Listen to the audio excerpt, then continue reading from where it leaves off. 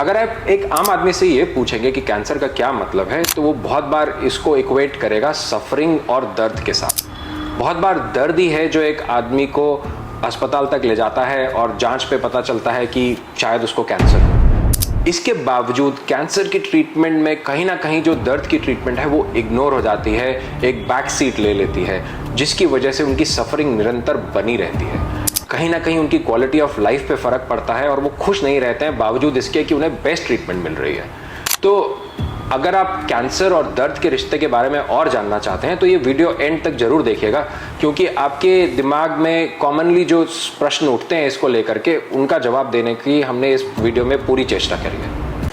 Hi everyone, जैसा कि हमने कैंसर में पेन मैनेजमेंट पे ऑलरेडी बहुत सारे वीडियोस बनाए थे और उसमें आपके लोगों के बहुत सारे क्वेश्चंस थे, तो आज ये इंटरव्यू एक बहुत ही renowned famous pain management expert के साथ है और इस वीडियो में हम वो सारे क्वेश्चंस के आंसर कवर करेंगे जो आपने मुझसे डिफरेंट वीडियोस में पूछे हैं। तो इस वीडियो में हम सबसे पहले वेलकम करते हैं डॉक्टर अमोद मनुचा। सर बहुत ही रिनाउंड पेन मैनेजमेंट एक्सपर्ट हैं और यहाँ पे हम डिटेल में डिस्कशन करेंगे। तो sir first of all welcome you and thank you for giving me your time. तो मैं चाहती हूँ इस वीडियो में आप अपने बारे में पहले इंट्रो दें हमारी ऑडियंस को। डॉक्टर रेखा, मुझे ये अपॉर्चुनिटी देने के लिए आपका बहुत बहुत धन्यवाद। मैं डॉक्टर अमोद हूँ, मैं एक पेन स्पेशलिस्ट हूँ। मेरे पास एक्सटेंसिव एक्सपीरियंस है। मैं लंदन में यूके में पेन मैनेजमेंट में ट्रेन हुआ था और हर तरह के दर्द का इलाज करते हैं हम, जिसमें कैंसर पेन जो है एक प्रमुख चीज़ है जिसका हम इलाज करते हैं। और मेरी 5 डिफरेंट स्पेशलिटीज़ में क्वालिफ़िकेशंस हैं, जिसमें पैलिएटिव केयर आता है, पेन मैनेजमेंट आता है, रूमेटोलॉजी आता है, रेडियोलॉजी यानी कि अल्ट्रासाउंड के यूज़ आता है और साथ ही साथ एनेस्थीसिया भी है। हमारा जो फोकस रहता है वो ये रहता है कि हर इंसान को टाइम रहते हुए बेस्ट केयर दिया जाए ताकि उन्हें जल्दी से जल्दी अपने पेन से रिलीफ मिले। राइट। तो सबसे पहले सर, सबसे पहला क्वेश्चन से शुरुआत करते हैं कि कैंसर पेशेंट किस किस टाइप के पेन एक्सपीरियंस कर सकते हैं?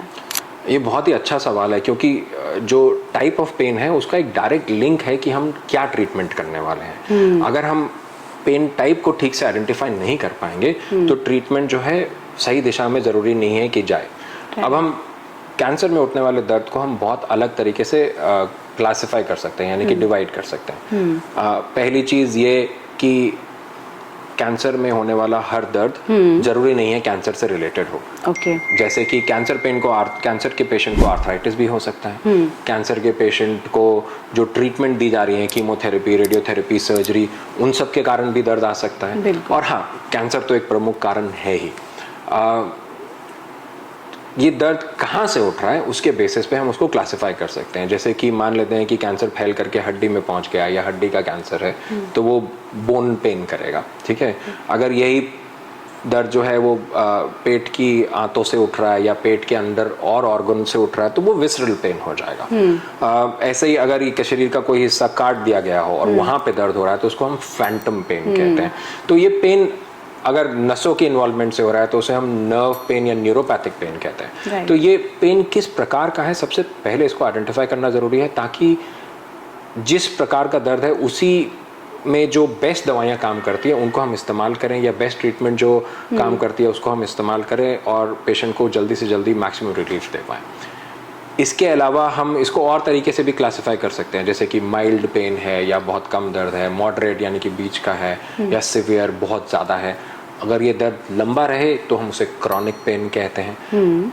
उसके अलावा बहुत सारे कैंसर के पेशेंट्स में एक लगातार निरंतर दर्द बना रहता है और कभी कभी वो बढ़ जाता है। तो जो निरंतर बना रहता है उसको हम बैकग्राउंड पेन कहते हैं, और जो एकदम से बढ़ जाता है उसको हम ब्रेक थ्रू पेन कहते हैं।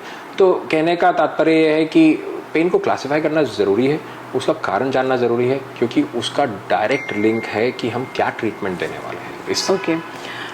सर, ऐसा पॉसिबल है कि पेशेंट को कैंसर ट्रीटमेंट हो गया, now patient is cancer free, उसके बाद भी वो पेन फील कर सकते हैं? जैसा कि हमने पहले भी बोला, हर दर्द कैंसर से नहीं लिंक्ड भी हो सकता है। कैंसर के मरीज को भी आर्थराइटिस हो सकता है, उनकी बैक में भी स्लिप डिस्क हो सकती है। तो पहली चीज तो ये हो गई कि वो बिल्कुल अनरिलेटेड हो सकता है, ठीक है। दूसरी चीज ये होती है कि जो मैं बहुत देखता हूँ कि एक लगातार डर बना रहता है। हर एक जो टेस्ट होता है वो इतनी सारी एंजाइटी लेकर के आता है, इतना सारा स्ट्रेस लेके आता है, हाय क्या नतीजा निकलेगा। इट इज लाइक एक एग्जाम की तरह हो जाता है, एक कि कहीं वापस तो नहीं आ गया, कहीं कुछ और तो नहीं हो गया। तो ये हमेशा दिमाग पे भारी रहने की वजह से एक जो शरीर है वो एक हाइपर विजिलेंट स्टेट पे चले जाता है, मतलब वो हर छोटी चीज पे फोकस कर रहा है। तो कई बार ये साइकोलॉजिकल भी हो सकता है, क्योंकि हम डरे हुए हैं अंदर से, हम ऐसा एक्सपेक्ट कर रहे हैं कि ऐसा तो नहीं हो रहा है कहीं पे। तो वापस दर्द आने का मतलब ये नहीं है कि कैंसर ही है, उसके और बहुत सारे कारण हो सकते हैं, और वो क्या कारण है वो एक असेसमेंट के बाद ही हमें पता चलता है। ओके, तो अकॉर्डिंग टू यू पेन के बहुत सारे कॉजेज होते हैं, like physical pain, mental pen, spiritual and emotional pain. तो ऐसा नहीं है कि कोई कैंसर पेशेंट है और उसको पेन हो रहा है तो वो कैंसर की वजह से ही होगा। ये बहुत ज़रूरी बात है जो सर ने हमें बहुत ही सिंपल वे में एक्सप्लेन करी। तो सर आप कैसे डिफ्रेंशिएट करते हैं कि पेशेंट को पेन किस रीज़न से हो रहा है?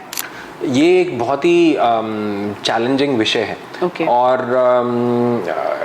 इस पे मैं पहली चीज़ तो ये कहना चाहूँगा, मेरे अपने YouTube चैनल पे बहुत सारे लोग मुझसे लिखते हैं कि मेरे मदर को, फादर को, किसी को भी कैंसर है, उनका ये स्टेज है, आप दवाई बता दीजिए। तो पहली चीज़ आई थिंक ये जो चीज़ है ये बंद होनी चाहिए, ये सही नहीं है, क्योंकि कैंसर का एक पेशेंट जो होता है उसमें बहुत सारी और प्रॉब्लम्स हो सकती हैं। जो दवाई देनी है वो बिल्कुल क्या कहते हैं, नाप तोल करके, इंडिविजुअलाइज करके, यानी कि जो मरीज़ है उसकी जो स्पेसिफिक बीमारियां हैं और प्रॉब्लम्स हैं उसको मद्देनज़र रखते हुए, उसका टाइप ऑफ दर्द को देखते हुए हमें दवाई देनी है। तो कहना मैं ये चाह रहा हूँ कि कोई भी मरीज़ है उसको दर्द हो रहा है तो उसकी एक असेसमेंट की ज़रूरत है। कोई भी टेस्ट हमें ये नहीं बता सकता कि दर्द कहाँ से उठ रहा है, चाहे वो MRI हो, चाहे वो पेट स्कैन हो, वो ये नहीं बताता है कि दर्द कहाँ से उठ रहा है। वो बोलता है कि नॉर्मल इंसान में ऐसा दिखता है, इनमें ऐसा दिख रहा है। अब जरूरी नहीं है कि अलग दिख रहा है तो वो दर्द भी कर रहा हो, ठीक है। हर कैंसर जरूरी नहीं है कि दर्द करे, या पुराना पड़ा हुआ है तो उसके दर्द उठेगा ही उठेगा। सो हम करते हैं असेसमेंट, जिसका एक पार्ट होता है हिस्ट्री, कैसा दर्द है, कब होता है, किससे बढ़ता है, किससे कम होता है, ये सारी डिटेल में हम असेसमेंट करते हैं। फिर हम करते हैं एग्जामिनेशन, देखने के लिए कि कौन कौन सी चीज़ें जो हम सोच रहे हैं हो सकता है ये दर्द उसमें फिट होती हैं। उसके हिसाब से हम इन्वेस्टिगेशन करवाते हैं, और जब इन सबको जोड़ करके एक साथ नतीजा निकलता है तो वो होता है डायग्नोसिस, और उसके बेसिस पे हम बनाते हैं ट्रीटमेंट प्लान। डायग्नोसिस यानी कि यहाँ से दर्द आ रहा है, इस तरह का दर्द है और उसके लिए ये ट्रीटमेंट करनी है। ये गूगल में नहीं हो सकता, ये सोशल मीडिया में नहीं हो सकता। So you have to be very careful जब आप ये दवाइयाँ दे रहे हैं कि किसको देनी है, क्या देनी है। राइट।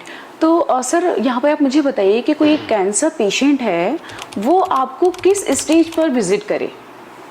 ये आई थिंक सर बहुत ही नेग्लेक्टेड पार्ट है। जनरली लोग इसको सीरियसली नहीं लेते, वो कम्प्लीटली इग्नोर करते हैं। उन्हें लगता है ये कैंसर की वजह से हो रहा है और वो अपना एक सिम्टोमेटिक ट्रीटमेंट लेते रहते हैं और फिर फाइनली वो इग्नोर ही हो जाता है। तो at what stage they should visit you? Okay, मैं इस प्रश्न को दो हिस्सों में बांटूंगा। पहली चीज़ जो आपने पूछी कि वो कब विजिट कर रहे हैं, और दूसरी चीज़ कि वो क्यों नहीं विजिट कर रहे हैं, ठीक है। आई थिंक दोनों चीज़ों पे, पहलुओं पे बात करना ज़रूरी है। कब विजिट करना चाहिए?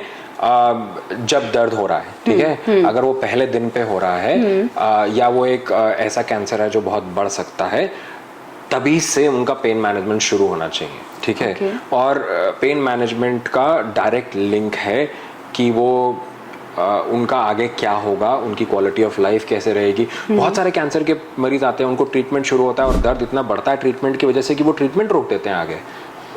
तो ये बहुत बड़ा पहलू है। कीमोथेरेपी हुई, रेडियोथेरेपी हुई, दर्द बढ़ा, या कीमो से कोई रिएक्शन हुआ, या किसी और चीज़ से कोई दर्द बढ़ा, जिसकी वजह से उन्होंने ट्रीटमेंट रोक दी या उसको आगे फैला दिया, मतलब जो शेड्यूल था उससे हटा करके और लंबे समय में कर दिया, या दवाई की डोज कम करी।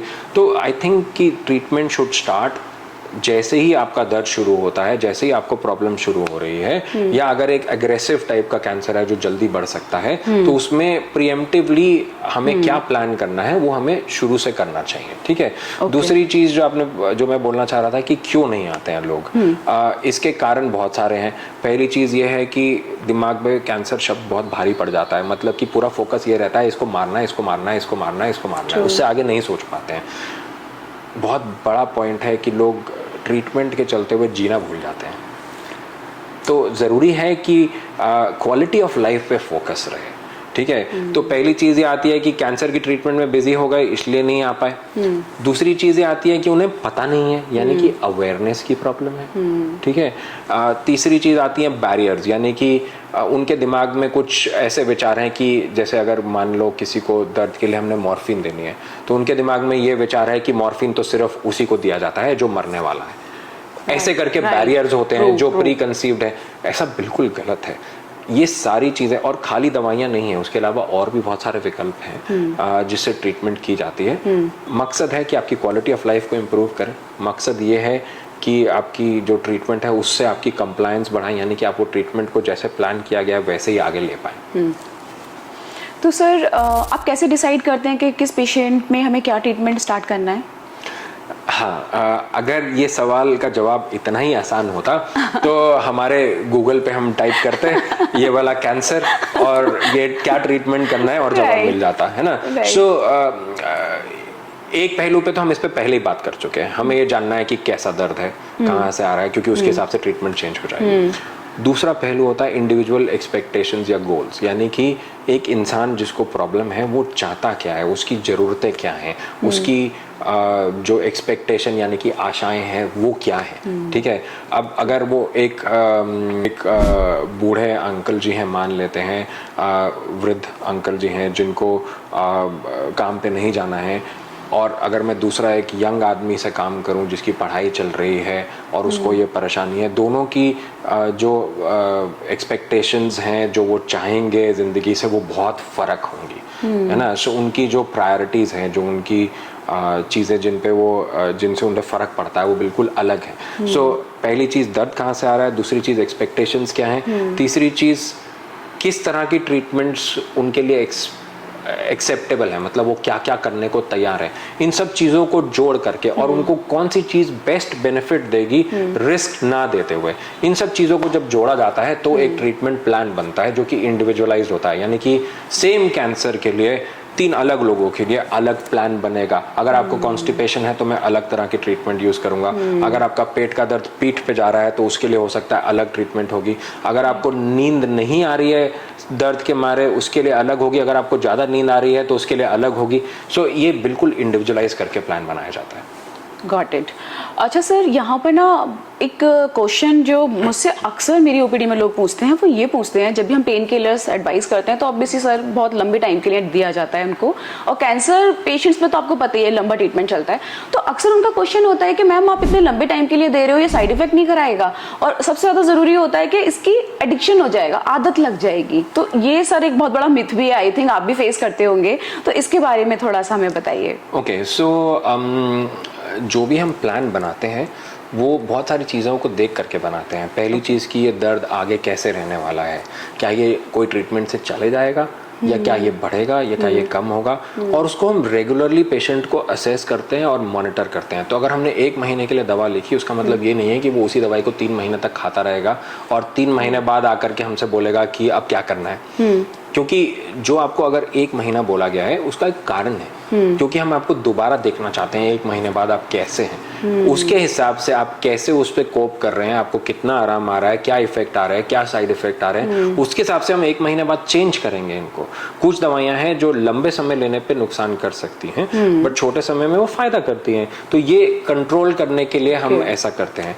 दूसरी चीज मैं ये कहना चाहूंगा कि जो आधी प्रॉब्लम्स हम जो पेन किलर्स के बारे में देखते हैं वो इसलिए उठती हैं, हमने लिखी दवाई 5 दिन के लिए, उसने खाई 50 दिन, उसकी वजह से आई साइड इफेक्ट। 5 दिन में जो दवाई सेफ थी वो 50 दिन में जरूरी नहीं है सेफ हो। हमने लिखी दिन में 2 बार, उन्होंने लिखी 4 बार, क्योंकि 4 बार से दर्द में आराम आ रहा था। सो जो आपको रिकमेंडेड फ्रीक्वेंसी और टाइमिंग दिया गया है उससे उतना ही रखना बहुत ज़रूरी है, पहली बात। दूसरी चीज़, हर पेन किलर सेम नहीं होता है। पेन किलर बहुत बदनाम है काफ़ी इस वजह से कि किडनी फेल हो जाएगी। हर पेन किलर से किडनी फेल नहीं होती है। अगेन, अलग अलग पेन किलर्स के बारे में भी मैंने अपने यूट्यूब चैनल पे बात करी है। अगर आप किसी के बारे में और जानना चाहते हैं विस्तार से तो आप उनको देख सकते हैं वीडियोस को। बट हर पेन किलर एक समान नहीं होता है, और कुछ पेन किलर्स हैं जिन्हें लंबा लेने से या निर्देश अनुसार ना लेने से ऐसी प्रॉब्लम्स आ सकती हैं। बट अगर आप एक डॉक्टर के परामर्श से चल रहे हैं तो वो ये बातों को ध्यान में रखते ही आपको दवाइयाँ देंगे, ठीक है। सो जहाँ तक एडिक्शन का बात है, ये चीज़ अब डिपेंड करेगा। अगर मान लीजिए एक आदमी है जो 80-90 साल का है, ठीक है, उसमें अगर एडिक्शन जैसा थोड़ा सा इशू आएगा भी, लेकिन अगर उनकी क्वालिटी ऑफ लाइफ यानी कि दिन में वो जो करना चाहते हैं अपनी बची हुई ज़िंदगी के लिए, अगर वो सॉल्व होता है तो उसमें क्या नुकसान है, ठीक है। अब यही आदमी अगर 30 साल का है तो एडिक्शन मेरे लिए बहुत बड़ी प्रॉब्लम है जिसको मुझे मद्देनजर रख करके आपको दवाई देनी है। और ये दवाइयाँ भी हम सेम दवाई डिफरेंट टाइप्स की आती है। जैसे कि एक होती है प्रोलॉन्ग्ड रिलीज मेडिसिन, यानी कि वो धीरे धीरे शरीर में जाती है और लंबे समय तक काम करती है। उनका एडिक्शन का पोटेंशियल जो है वो बहुत कम होता है अगर हम कंपेयर करें दूसरी दवाइयों से जो लेते ही एकदम से काम करेंगी, क्योंकि उनसे जो बॉडी का सिस्टम्स हैं वो एकदम से हाई आता है और एकदम से लो आता है, तो उनका एडिक्शन पोटेंशियल ज़्यादा होता है। तो अगर एक ट्रीटमेंट की लंबे समय तक ज़रूरत है तो पहली चीज़ तो आपके डॉक्टर आप पे उस पे चीज़ पे नज़र रखेंगे अगर आप उनके रेगुलर फॉलोअप में रहेंगे। दूसरी चीज़, वो दवाइयों को मॉडिफाई करेंगे। तीसरी चीज़, ये नफ़ा नुकसान जो है ये हमेशा बैलेंस करके चलना पड़ता है, और वो आपसे इस बारे में समय समय पे नज़र रखते हुए आपसे बात करते रहेंगे ताकि इसके होने के चांसेस जो हैं वो बिल्कुल कम रहे। ओके सर, आई थिंक जहाँ तक मेरी नॉलेज है और जितना मैं पेशेंट को देखती हूँ, उनको सिर्फ इतना ही पता होता है कि दर्द के लिए सिर्फ गोलियाँ दी जाती हैं, और खासकर वो जब वो मॉर्फिन की बात आ जाती है उसके लिए वो थोड़ा डरे हुए भी होते हैं, जो कि अभी आपने एक्सप्लेन किया रीज़न क्या है। बट मैं यहाँ पे आपसे ये पूछना चाहती हूँ कि इस ट्रीटमेंट के अलावा क्या और भी ऑप्शंस होते हैं कैंसर पेशेंट्स में पेन मैनेजमेंट के लिए जो उन्हें पता नहीं है? बहुत ही अच्छा प्रश्न है ये, है ना। पहली चीज़ तो थोड़ा सा मैं डाइवर्ट करूंगा मॉर्फिन के बारे में, क्योंकि मॉर्फिन जो है बहुत बदनाम है। बहुत सारे लोगों को लगता है, जैसे मैंने पहले भी बोला, कि तभी दी जाती है जब इंसान मरने वाला हो। ऐसा नहीं है। अगर आपका कोई भी मेजर ऑपरेशन हुआ होगा तो बहुत चांसेस हैं कि ऑपरेशन के दौरान भी आपको मॉर्फिन दी गई होगी, ठीक है। वो एक बहुत अच्छा पेन किलर है जो कि काफ़ी सस्ता भी है, और WHO यानी कि वर्ल्ड हेल्थ ऑर्गेनाइजेशन बोलती है कि उसको प्रायोरिटी में यूज़ करें क्योंकि लो कॉस्ट है, उसको आराम से रेगुलेट किया जा सकता है कैंसर पेन को कंट्रोल करने के लिए, और उसको लंबे समय तक भी लिया जा सकता है। तो उसके अपने फ़ायदे हैं। ऐसा नहीं है कि वो मरने वाले लोगों में ही दी जाती है, और वो एक अच्छा पेन किलर है, उसको हमें ऐसे ही नकार नहीं देना चाहिए अगर वो सही तरीके से सही कारण के लिए सही इंसान में इस्तेमाल किया जाए। तो अब आते हैं बात उस पे कि आपने जो दूसरा सवाल पूछा कि अदर ऑप्शंस क्या हैं। दवाइयाँ एक विकल्प हो गया जिसमें नसों की दवाइयाँ होती हैं, इन्फ्लेमेशन कम करने वाली होती है। मॉर्फिन जैसी दवाइयाँ जिन्हें हम ओपियोइड्स कहते हैं उनको हमने साइड कर दिया। उसके अलावा इंटरवेंशंस एक बहुत बड़ा रोल प्ले करती है। अब इंटरवेंशन का क्या मतलब हुआ? इंटरवेंशन मतलब इंजेक्शन, इंटरवेंशन मतलब कि रेडियो फ्रीक्वेंसी या क्रायो एब्लेशन। ये सारे शब्द बहुत मुश्किल और कठिन लग रहे हैं, मैं आपको संक्षेप में और आराम से समझाता हूँ। जो दर्द है वो नसों में से जाता है एक सिग्नल की तरह, एक इलेक्ट्रिक सिग्नल की तरह, और उस सिग्नल को हम बंद कर सकते हैं या कम कर सकते हैं। और ये सिग्नल, मान लेते हैं किसी के हाथ में दर्द हो रहा है, यहाँ से सिग्नल जाएगा दिमाग तक, दिमाग में पता चलता है हमें दर्द हो रहा है, उसके हिसाब से हम रिस्पॉन्ड करते हैं। अगर हम इस सिग्नल को काट दें यहाँ तक पहुँचने से तो दर्द कम हो जाएगा या हमें महसूस नहीं होगा। अब उस सिग्नल को कैसे काट सकते हैं? इस नस को सुन कर देते हैं, जैसे ऑपरेशन में करते हैं, थोड़े समय में वापस आ जाती है। कभी कभी हम इस नस को जला देते हैं। जलाने का मतलब माचिस से जलाना नहीं, मैं एक बहुत क्रूड वर्ड यूज़ कर रहा हूँ। अगर मैं बोलूँ तो इसके छोटे से हिस्से को हम रेडियो फ्रीक्वेंसी कर सकते हैं। रेडियो फ्रीक्वेंसी मतलब एक तकनीक है जिससे ये सिग्नल जो है दिमाग तक जाने से हम रोक रहे हैं। फिर हम इस नस को फ्रीज कर सकते हैं -80 डिग्रीज, इतना फ्रीज तक वो टेक्नोलॉजी है हमारे पास। नस को फ्रीज कर दिया -80 तक, वो सिग्नल उसमें से जाना बंद हो जाएगा, थोड़े समय बाद वो नस वापस आ जाएगी जैसे वो थी। अब वो थोड़ा समय 6 महीना साल और भी हो सकता है, उतने समय के लिए आपका दर्द कम हो गया। तो ऐसी बहुत सारी जो अब टेक्नोलॉजी है वो आगे बढ़े जा रही है। जैसे पहले किसी हड्डी में, मान ले कंधे में किसी के शोल्डर में एक कैंसर फैल गया और उससे दर्द हो रहा है, पहले हमारे पास बहुत कम विकल्प थे। अब हम उस वहाँ से शोल्डर में से या कंधे में से जो सिग्नल जा रहे हैं दर्द को, उन सिग्नल्स को हम इन नसों को रेडियो फ्रीक्वेंसी करके या फ्रीज करके बंद कर सकते हैं या कम कर सकते हैं, जिससे आपका दर्द कम हो जाएगा। तो ये जो फील्ड है इंटरवेंशंस की, ये बहुत ही एक अहम हिस्सा बन जाती है, खास करके उन लोगों के लिए जो दवाइयाँ जिनमें काम नहीं कर रही है या वो दवाइयाँ लेना नहीं चाहते हैं, दवाइयों से साइड इफ़ेक्ट आ रहे हैं। इन सब लोगों के लिए एक बहुत बड़ा विकल्प है। ऐसे ही और बहुत सारे और एडवांस्ड टेक्निक्स आ गई हैं, जैसे कि हम एक पंप डाल सकते हैं आपके स्पाइन के अंदर। एक नली डालते हैं, उसको एक पंप से कनेक्ट करते हैं, वो पंप स्ट्रॉन्ग दवाइयाँ सीधा आपके स्पाइन के अंदर देता है, जिसमें कि छोटी सी दवाई से आपको बहुत अच्छा पेन रिलीफ मिलता है, जिसे हम इंट्राथीकल पंप कहते हैं। ठीक है, ऐसे ही इलेक्ट्रिक करंट को इस्तेमाल करते हुए स्पाइन के अंदर डिवाइसेस डाल करके उससे भी दर्द कम किया जा सकता है, जिसे हम स्पाइनल कॉर्ड स्टिमुलेटर्स कहते हैं। ऐसे बहुत सारे विकल्प खुल गए हैं आज की डेट में। तो फिर भी हम सारा दर्द नहीं हटा पाते हैं, लेकिन एक कंफर्टेबल क्वालिटी ऑफ लाइफ देने के लिए एक मरीज को जो भी प्रयत्न है उसके लिए बहुत सारे विकल्प हैं। राइट। तो यहाँ पे सर मैं ये पूछना चाहूँगी कि जो भी आपने इंटरवेंशंस अभी बताए, क्या इनके लिए लॉन्ग टर्म एडमिशन की ज़रूरत है और these can be done on OPD basis? Sorry, मैं एक बार वापस जाना चाहूँगा। एक इंटरवेंशंस का एक और हिस्सा है जिसे मैंने नहीं बोला, वो है साइकोलॉजिकल और फिजिकल। ठीक है, कैंसर मरीजों में बहुत बार जो बर्डन इतना ज़्यादा रहता है, उसकी वजह से ये सारे पेन जो है वो मैग्नीफाई हो जाते हैं। तो साइकोलॉजिकल ट्रीटमेंट्स और फिजिकल थेरेपी, जिससे कि उनकी स्ट्रेंथ वापस आए, ये भी एक बहुत अहम हिस्सा है इंटरवेंशंस का या ट्रीटमेंट्स का, जिसे हमें अलग से इग्नोर नहीं करना है। ठीक है, और आपने पूछा कि ये इंटरवेंशंस कैसे होते हैं या इनमें क्या चीज़ें हैं जो एक मरीज़ को ध्यान रखनी चाहिए। तो सबसे अच्छी बात इन इंटरवेंशंस की ये है कि ज़्यादातर इंटरवेंशंस में हम एक डे केयर की तरह कर सकते हैं, यानी कि आपको अस्पताल में दाखिल होने की भी ज़रूरत नहीं है, या सुबह आएंगे और शाम को चले जाएंगे।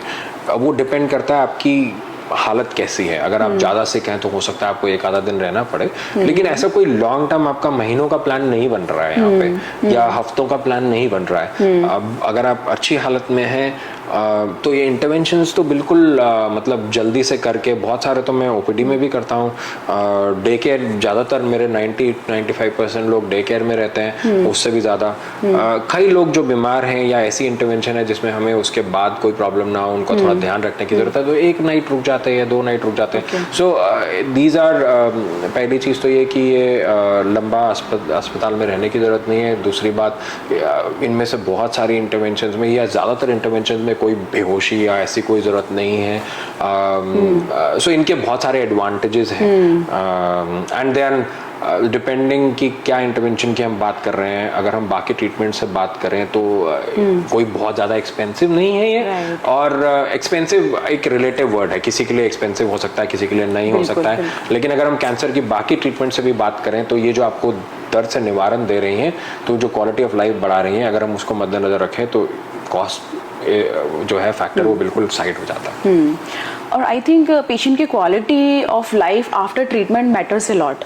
अगर आपने कैंसर फ्री कर दिया और पेशेंट अपनी कैंसर फ्री लाइफ को एंजॉय नहीं कर रहा है, तो मुझे लगता है कि वो सारा जो अभी तक उसने ट्रीटमेंट लिया वो मैटर नहीं करता उसके लिए। राइट सर, इन बिटवीन एक क्वेश्चन और मेरे दिमाग में भी स्ट्राइक किया, जो कहीं ना कहीं मुझसे मिस हो गया मॉर्फिन का जब हम डिस्कशन कर रहे थे। सर, एक पैचेस का भी बहुत ज़्यादा चलन है कैंसर ट्रीटमेंट के दौरान, morphine patches, fentanyl patches, sir उनके बारे में भी आप थोड़ा सा बताइए। अगेन पहली चीज़ तो कि पैचेस विभिन्न प्रकार के होते हैं। ओके। जो पैचेस आप पूछ रहे हैं वो मॉर्फिन जैसे पैचेस हैं, जिन्हें हम ओपियोइड पैचेस कहते हैं। प्रमुखतः 2 प्रकार के यूज़ होते हैं, एक फेंटेनिल और एक ब्यूप्रीनोफिन। फेंटेनिल पैचेस जो है वो मॉर्फिन से बहुत ज़्यादा स्ट्रॉन्ग हैं और उनको सही तरीके से इस्तेमाल करने से काफ़ी लाभ मिलता है। पैचेस का फ़ायदा खास करके उन मरीज़ों में आता है जो टैबलेट नहीं ले पाते हैं या जिनका कंटिन्यूस पेन रहता है, क्योंकि ये पैच को जब हम स्किन पे लगाते हैं तो जो दवाई है इसके अंदर से निकल करके स्किन में जाती है, स्किन से ब्लड में जाती है और पूरे शरीर में कंटिन्यूसली काम करती है। तो आपको बार बार दवाई नहीं लेनी पड़ती है और एक कंटिन्यूस पेन रिलीफ का जो लेवल है वो मेंटेन होता है, जो इसका सबसे बड़ा एडवांटेज है।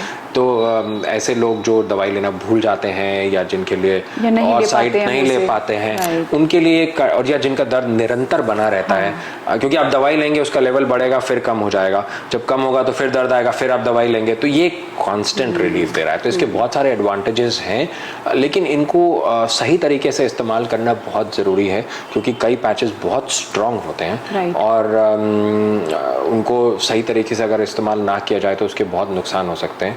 अगेन फेंटेनिल पैच पे मैंने एक अलग सा 12-15 मिनट का वीडियो अपने चैनल पे डाल रखा है, जो मेरे नाम से ही है, डॉक्टर आमोद मनोचा, एंड उसमें उसके यूज़ से रिलेटेड सारी इन्फॉर्मेशन जो एक मरीज़ को चाहिए एक संक्षेप में दी गई है। Okay sir, in the last मेरा एक क्वेश्चन और है कि मॉर्फिन या पैचेस इनकी ना अवेलेबिलिटी का बहुत ज़्यादा इशू है, तो उस पर आप क्या अपनी राय देना चाहेंगे? ये अच्छी बात भी है और बुरी बात भी है ना। अच्छी बात यह है कि ये दवाइयाँ वैसी हैं जो हम एडिक्शन की बात कर रहे थे या मिसयूज़ की बात कर रहे थे, उसमें ये जा सकती हैं, तो गवर्नमेंट को इसको रेगुलेट करना ज़रूरी है, इसको कंट्रोल करना ज़रूरी है। और बुरी बात इसलिए है कि जिस मरीज़ को ज़रूरत है उसके पास अगर अवेलेबल नहीं है उस समय, बट बड़े शहरों में मिलती हैं। हाल ही में थोड़ा सा और अवेलेबिलिटी में थोड़े फेंटेनिल पैचेस के इशू आया है, खास करके कुछ कंपनीज की वजह से, उनका काम या बंद होने की वजह से। लेकिन ये अगर आप इनके लिए अलग से, ज़रूरी बात यह है कि अलग से एक फॉर्म चाहिए होता है हिंदुस्तान में, और वो फॉर्म डॉक्टर भर के देता है, उसको आपको एक बड़े केमिस्ट या एक जो ये दवाइयाँ स्टॉक करते हैं उनके पास लेके जाना पड़ता है और तभी ये दवाई डिस्पेंस होती है। और ये रेगुलेटरी मैकेनिज्म यानी कि कंट्रोल के लिए है, ताकि ये मिसयूज़ ना हो। बट अगर सही तरीके से इस्तेमाल किया जाए तो ये काफ़ी बेनिफिशियल एक विकल्प। So thank you so much sir in the last, and मैं आप सब लोगों से यही रिक्वेस्ट करूंगी कि सर ने जितने भी वीडियो का लिंक बताया है, सर का अपना एक यूट्यूब चैनल है जिसका लिंक मैं मेरे बायो में दे दूंगी, एंड जितने भी सर ने वीडियोस के बारे में डिस्क्रिप्शन में उनकी सारी लिंक पुट कर दूंगी। एंड अगर इसके अलावा फिर भी आप लोगों के क्वेश्चंस हैं तो आप कमेंट कर सकते हैं। एंड सर आई थिंक मुझे लगता है कि इतना कुछ है पेन मैनेजमेंट में, हमें और भी मिलके आगे कुछ वीडियोस बनानी चाहिए। हम इंटरवेंशंस पे अपना नेक्स्ट वीडियो प्लान कर सकते हैं। तो अगर इसके बाद भी कुछ क्वेश्चन है तो आप डालिएगा, मैं सर से ही उनको डिस्कस करके आपके जवाब दूंगी। एंड प्लीज़ ज़्यादा से ज़्यादा लोगों को ये वीडियो शेयर करना, ताकि उनकी क्वालिटी ऑफ लाइफ थोड़ा सा बेटर हो, क्योंकि ये एक ऐसा पार्ट है मैनेजमेंट का कैंसर के ट्रीटमेंट में जो बहुत ही नेग्लेक्टेड है, और वो सारा सर ने बताया है उसका रीज़न क्या है। And in the last, thank you so much for watching this video. Please like, comment and share with others, and don't forget to subscribe ours channel. Sir का चैनल जाइए, देखिए, उससे आपको बहुत हेल्प होगी। Thank you so much. Thank you so much sir. Thank you.